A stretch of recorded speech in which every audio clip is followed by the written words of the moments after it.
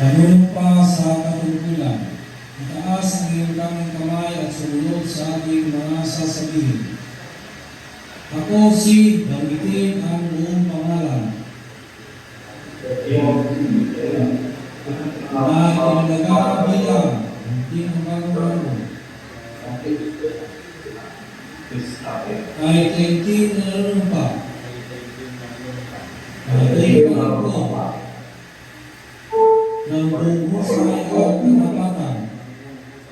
Ako ang aming lumayan.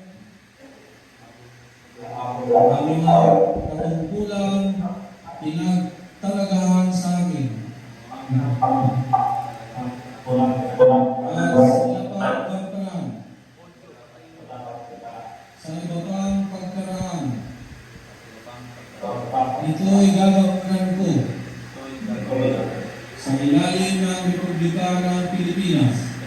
Ang aking itataguyod at pagtatanggol ang saligang batas ng Pilipinas. Ang tunay na mananalig at tatalima ako nito.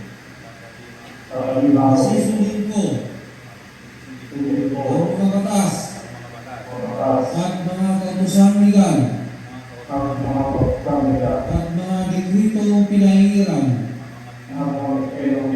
ng mga sadyang tinakdang may kapangyarihan ang Republika ng Pilipinas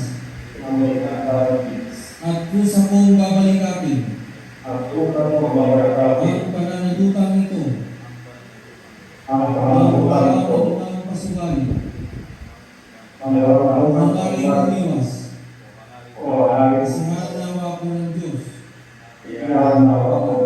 Congratulations. Thank you very much, sir. You may now take your seats on the tables. At this juncture, we will now